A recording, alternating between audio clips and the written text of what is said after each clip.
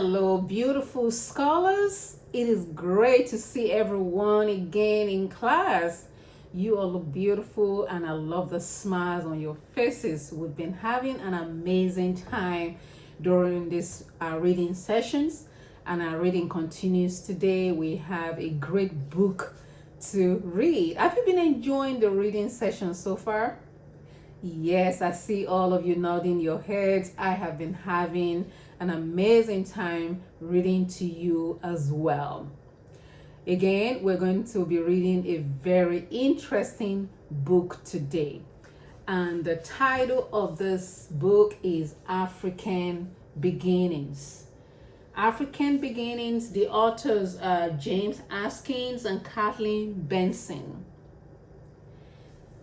The major character of this book is a young lady by the name Africa. Africa is her name, and she is an African. So this book is based on the main character. What is character? Character is somebody who is being talked about mostly in a book or in a film. If you've ever seen a film, let's say for instance, Helen is in a movie acting as a daughter to somebody else. And as a daughter, her name is Ella. So we will say Helen is a character Ella in that movie. Do we understand? Can I hear yeah? Great. Today, before we go into the story proper, the reason why we continue to do reading is to help us understand, as students, to understand how to express ourselves, how to make our own sentences so we can use them to tell our own stories and appreciate other stories and being able to respond to other people's stories. In situations when we normally have talk and turn, where you share your stories with other students, reading helps you to form your own sentences. Are we clear on that? Can I see fingers up? Yes, good. You guys, you all are listening, and I appreciate that. So the main character is Africa. And the title of this book again, can you read that to me? African Beginnings. And the authors are James Askin and Kathleen Benson. This is a very interesting story. And before I proceed to read this interesting book to you, I want to see everyone focused, sitting down in the circle, focused in a calm way. And your eyes are all in my direction. You're looking at me directly and paying attention with your listening ears. Are we clear on that? Yes. Sit calmly, focused on me, all eyes on me, all ears paying attention to me while I read this great book. And I'm going to start right away.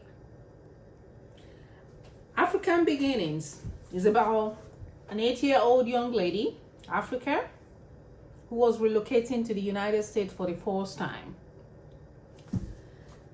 At the airport, I'm going to show you some pictures. At the airport with her dad,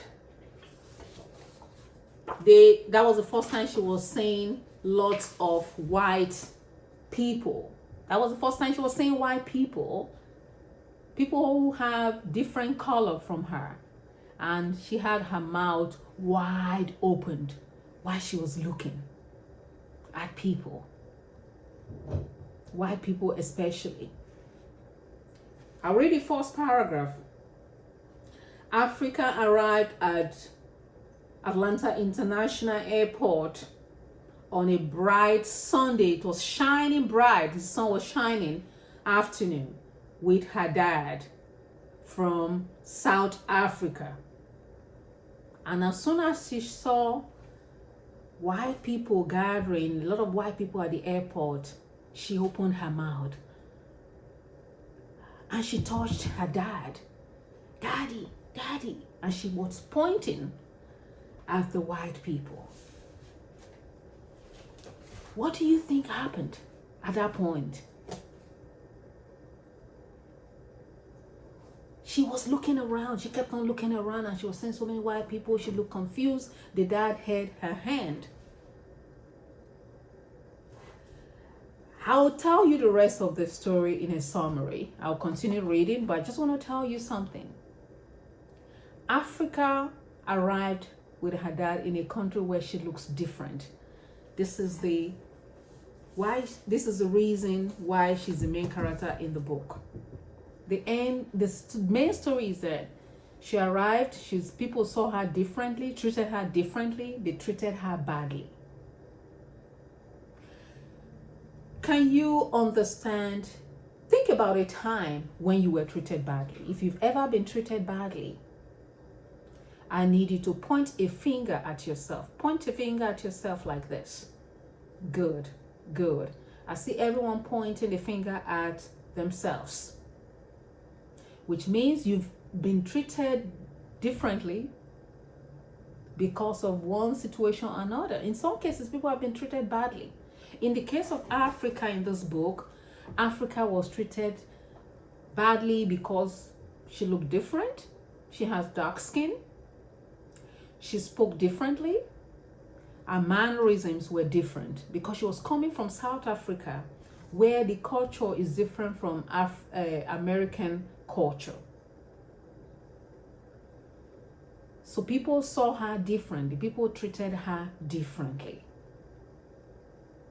So far, are we clear on the situation with Africa as the main character? Yes. Good.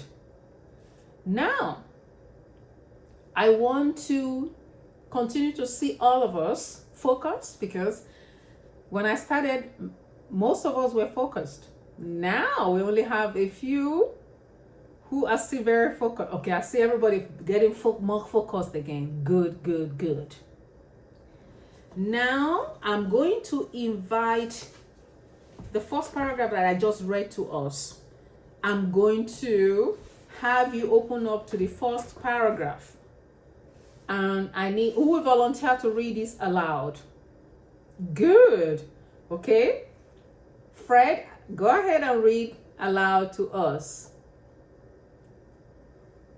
Give Fred a round of applause. Good job, Fred. Good job, good job. I'm going to read the second paragraph at this point. Africa's culture in South Africa was to go on her knees when you see an elderly. The very first time Africa walked into a room of mainly white people, Africa went on her knees to greet the elderly. And the children in the room burst out laughing. Africa went on her knee to show respect. And the children started laughing, making mockery of her. The culture in America is for people to walk into the room and say hello. But Africa decided to show respect by going on her knee, and people started making jest of her, making mockery. Do we understand what happened to Africa? She was being mocked because she acted differently, because she showed a different culture. What do you think happened next? Okay, I'm seeing hands raised. Good job, good, good. What do you think happened next? Vera, I see you thinking. Are you thinking she cried? She may have cried. Or you think she cried and ran out of the room? Yes, good, good guess.